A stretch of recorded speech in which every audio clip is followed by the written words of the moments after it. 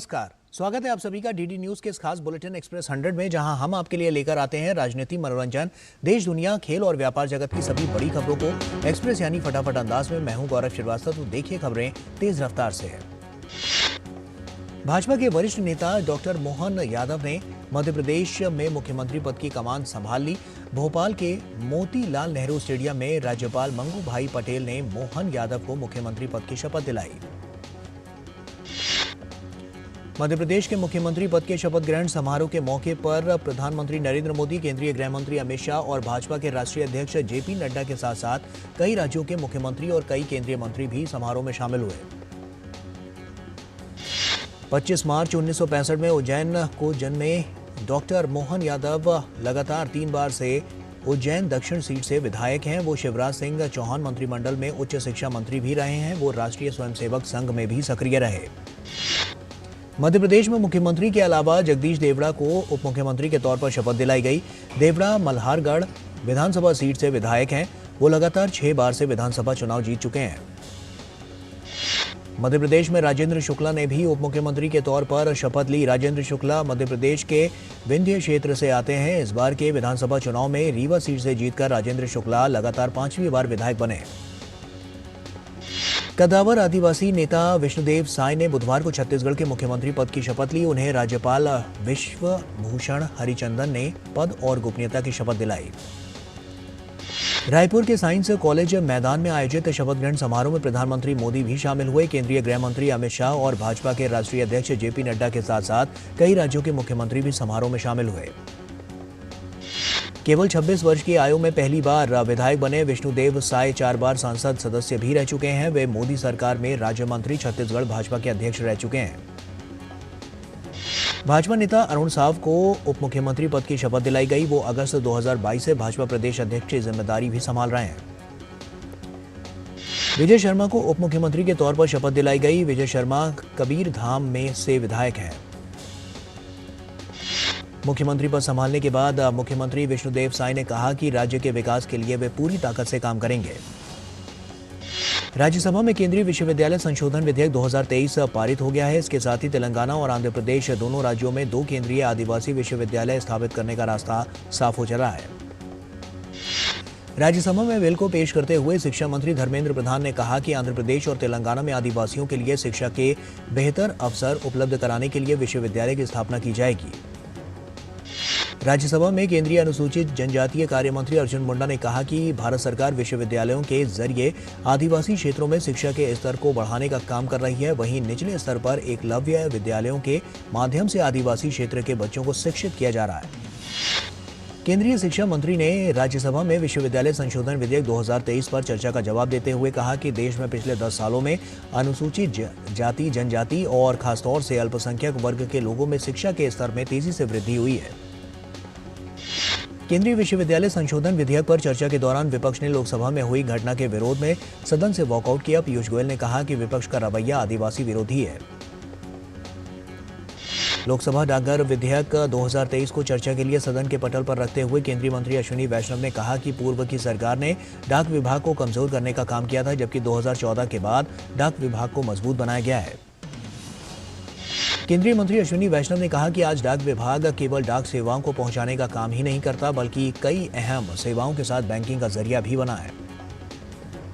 लोकसभा में बुधवार को ही केंद्रीय मंत्री हरदीप सिंह पुरी ने राष्ट्रीय राजधानी क्षेत्र दिल्ली कानून विशेष प्रावधान दूसरा संशोधन बिल 2023 पेश भी किया। लोकसभा की कार्रवाई के दौरान 2 युवक अचानक दर्शक दीर्घा से कूद गए। सदन में मौजूद सांसदों ने दोनों आरोपियों को पकड़ते हुए सुरक्षा कर्मियों के हवाले कर दिया। वहीं रंग गुलाल के साथ प्रदर्शन कर रहे 2 आरोपियों को भी संसद भवन के निकट ट्रांसपोर्ट भवन के सामने स्थानीय पुलिस ने हिरासत में लिया।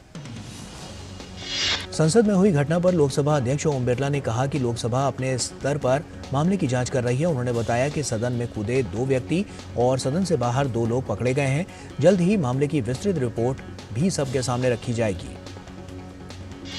संसद भवन हमले की 22वीं बरसी पर उपराष्ट्रपति जगदीप धनखड़, लोकसभा अध्यक्ष ओम बिरला, प्रधानमंत्री नरेंद्र मोदी, केंद्रीय गृह मंत्री अमित शाह, भाजपा के राष्ट्रीय अध्यक्ष जेपी नड्डा समेत कई नेताओं ने हमले में अपने प्राणों का बलिदान देने वाले जवानों को श्रद्धांजलि अर्पित की।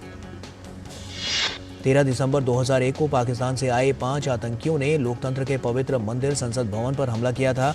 ये हमला संसद के शीतकालीन सत्र के दौरान हुआ था। प्रधानमंत्री नरेंद्र मोदी ने संसद भवन हमले में शहीदों के परिजनों से भी मुलाकात की। प्रधानमंत्री ने शहीद विजेंद्र सिंह के पौत्र से उनका हालचाल जाना। महादेव व ऑनलाइन सट्टेबाजी ऐप के सह संस्थापक रवि उप्पल को संयुक्त अरब अमीरात में हिरासत में लिया गया। आधिकारिक सूत्रों के मुताबिक दुबई पुलिस ने यह कार्रवाई ईडी की अपील पर इंटरपोल द्वारा जारी रेड नोटिस के आधार पर की। सूत्रों के मुताबिक रवि उप्पल को पिछले हफ्ते दुबई में हिरासत में लिया गया था और ईडी के अधिकारी उसे भारत भेजने के लिए दुबई के अधिकारियों के संपर्क में हैं। उप्पल के खिलाफ छत्तीसगढ़ और मुंबई पुलिस जांच कर रही है। वित्त मंत्री निर्मला सीतारमण ने आज लोकसभा में केंद्रीय वस्तु और सेवा कर दूसरा संशोधन विधेयक 2023 और अनंतिम और कर संग्रह विधेयक 2023 पेश किया। राज्यसभा में प्रश्नकाल के दौरान एक प्रश्न के उत्तर में महिला एवं बाल विकास मंत्री स्मृति ईरानी ने बताया कि जन औषधि केंद्र में ₹1 में सैनिटरी पैड उपलब्ध हैं, जो 10,000 केंद्रों पर उपलब्ध हैं। उन्होंने बताया कि समग्र शिक्षा अभियान के तहत इस दिशा में जागरूकता का काम बड़े पैमाने पर किया जा रहा है। राज्यसभा में केंद्रीय अनुसूचित जनजातीय कार्य मंत्री अर्जुन मुंडा ने केंद्रीय विश्वविद्यालय संशोधन विधेयक 2023 पर बोलते हुए कहा कि भारत सरकार विश्वविद्यालयों के जरिए आदिवासी क्षेत्रों में शिक्षा के स्तर को बढ़ाने का काम कर रही है। वहीं निचले स्तर पर एकलव्य विद्यालयों के माध्यम से आदिवासी क्षेत्रों के बच्चों को शिक्षित किया जा रहा है। केंद्रीय मंत्री अजय भट्ट ने दिल्ली में कहा कि जम्मू कश्मीर से धारा 370 हटने के बाद वहां विकास तेज गति से हो रहा है। उन्होंने कहा कि सुप्रीम कोर्ट ने भी कहा है कि धारा 370 हटाने का फैसला सही है।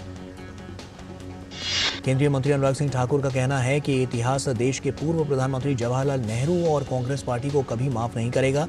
राजनीतिक फायदे के लिए कांग्रेस ने देश को जो घाव दिए, इतिहास उसका गवाह है। उच्चतम न्यायालय द्वारा अनुच्छेद 370 को जम्मू कश्मीर से हटाने के फैसले को सही ठहराने के बाद से ओआईसी की आई प्रतिक्रियाओं को भारतीय विदेश मंत्रालय ने खारिज कर दिया है। विदेश मंत्रालय के प्रवक्ता अरिंदम बागची ने कहा है कि भारत इस्लामिक सहयोग संगठन महासचिव कार्यालय के ऐसे बयानों को खारिज करता है।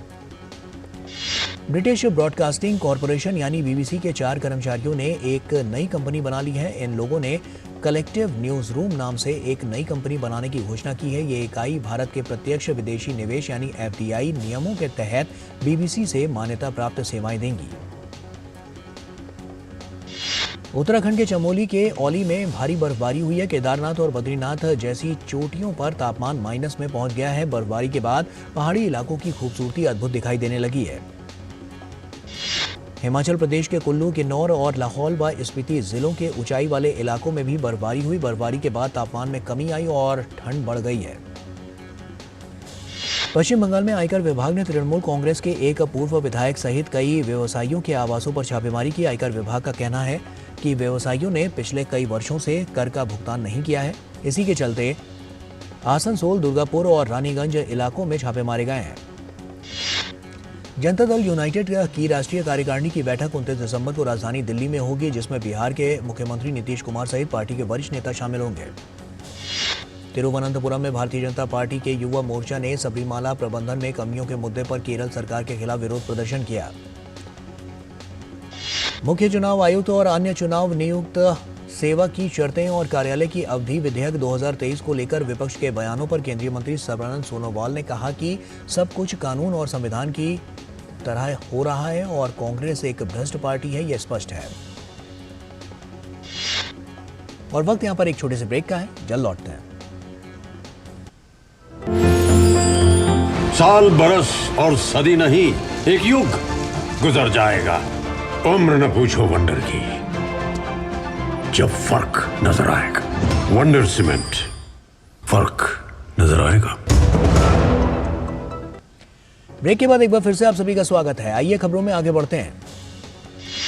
मध्य प्रदेश के पूर्व मुख्यमंत्री शिवराज सिंह चौहान ने भोपाल के स्मार्ट पार्क में पौधारोपण कार्यक्रम में हिस्सा लिया। उन्होंने कहा कि मुझे पूरा विश्वास है कि नई सरकार प्रदेश की समृद्धि और विकास को और जनता के कल्याण को नई ऊंचाइयों पर ले जाएंगे।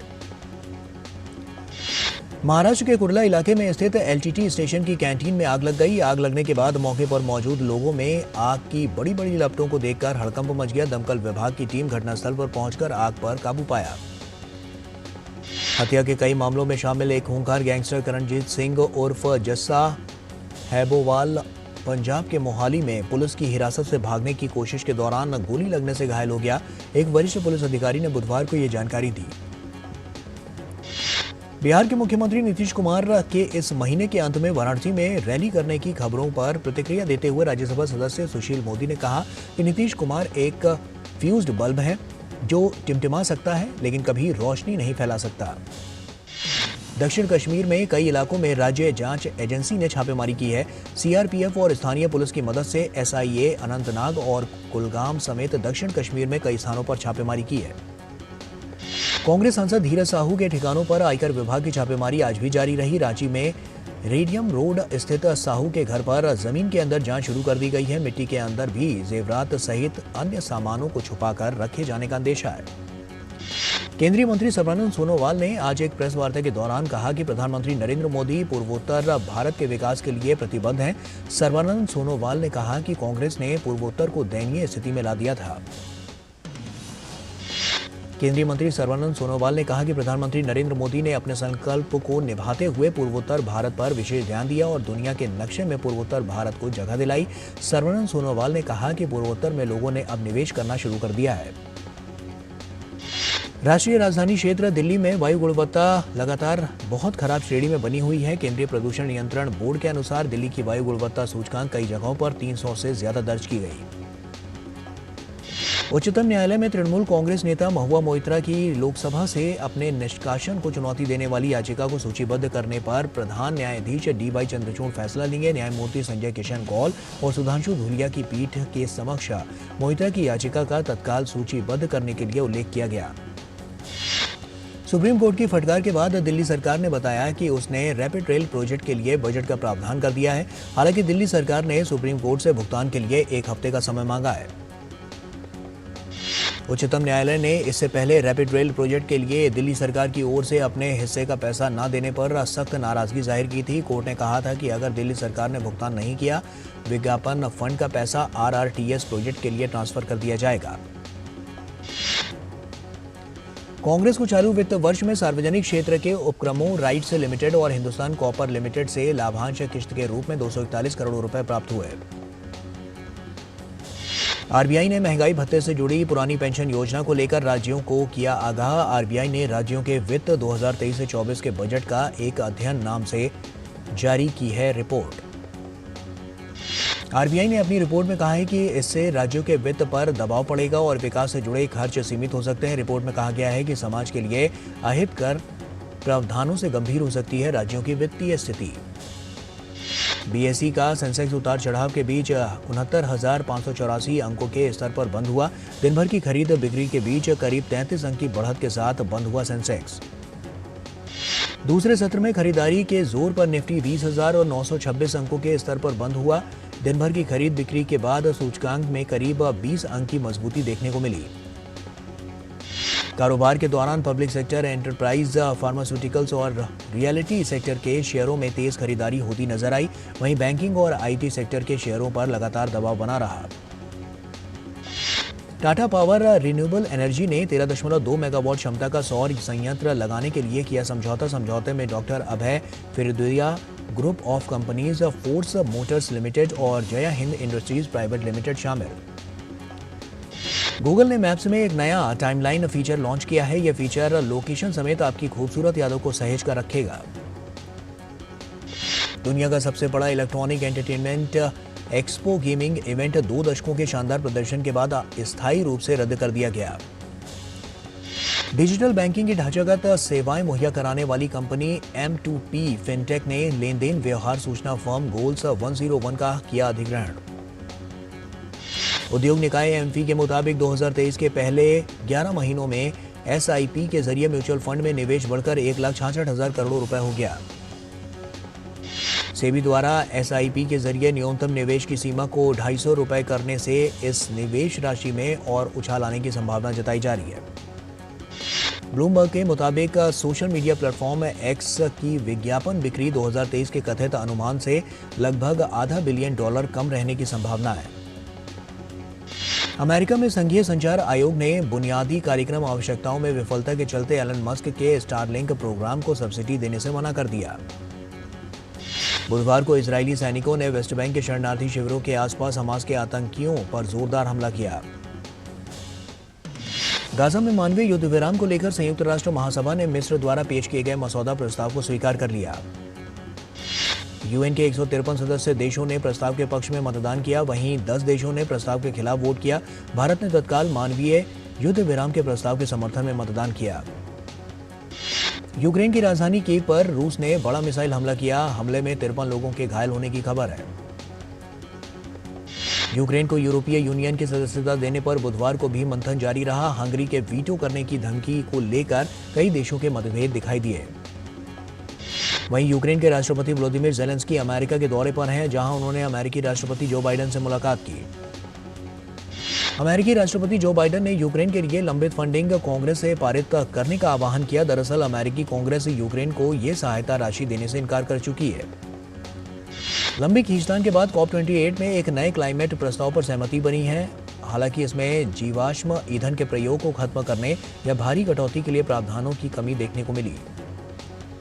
इस बैठक में करीब 200 देशों के प्रतिनिधि मौजूद रहे। इनमें से कुछ इस मसौदे से संतुष्ट दिखे और कुछ के स्वर मसौदे को लेकर विरोधाभास देखने को मिला।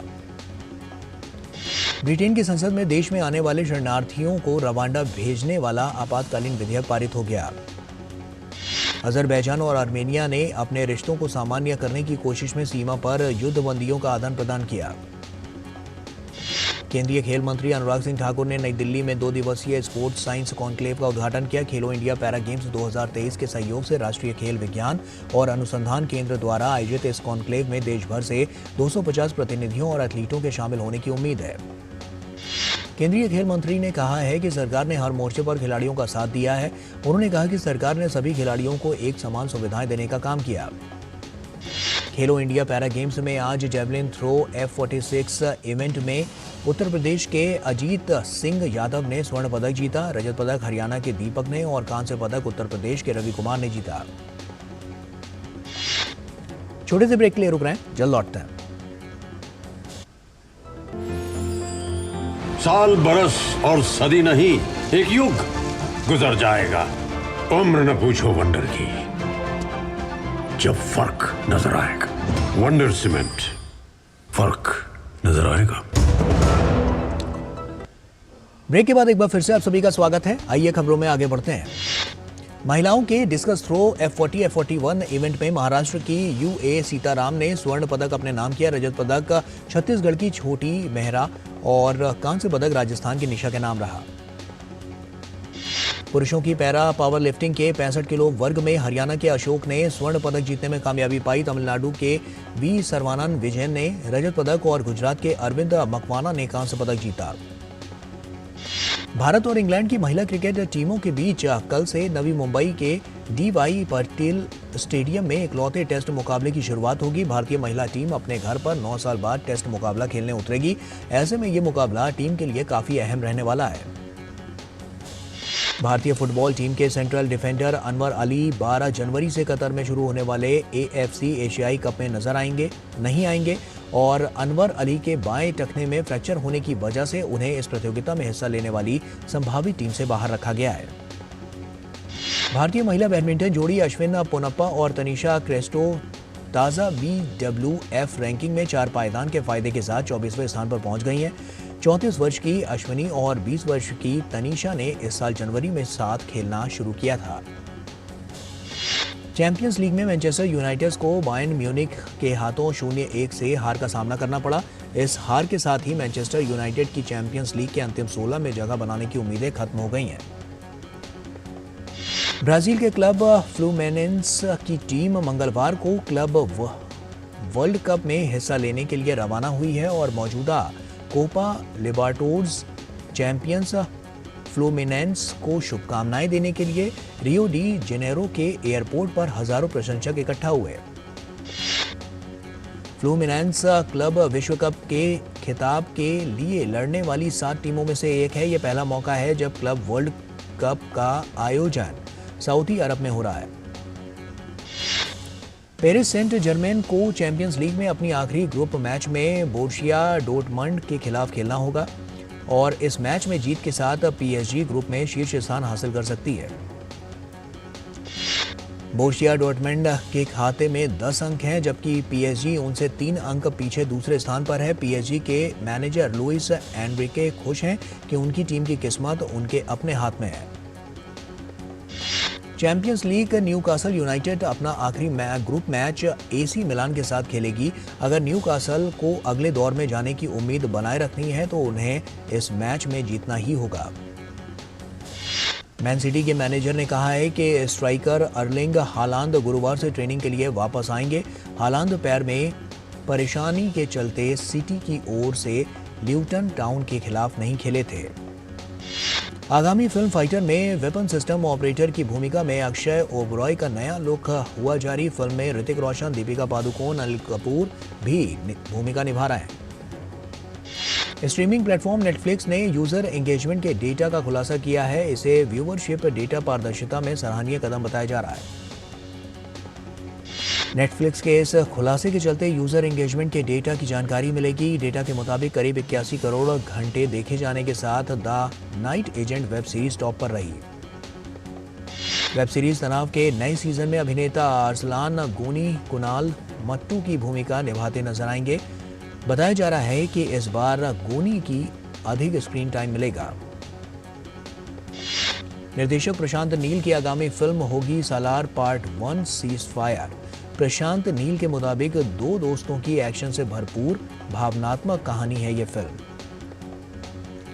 आगामी डॉक्यू सीरीज फर्स्ट एक्ट का ट्रेलर रिलीज हुआ है। ट्रेलर में देखने को मिल रही है बाल कलाकारों के जीवन की झलक।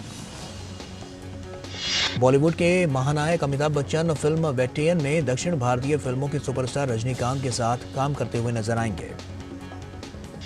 प्रमुख luxury mobility platform hype luxury के ब्रांड एम्बेसडर बने अभिनेता सुनील शेट्टी अपनी मोबिलिटी सेवाओं का विस्तार कर रही है हाइप लग्जरी। और इसी के साथ एक्सप्रेस न्यूज में फिलहाल अभी के लिए इतना ही। हमें दीजिए इजाजत। नमस्कार।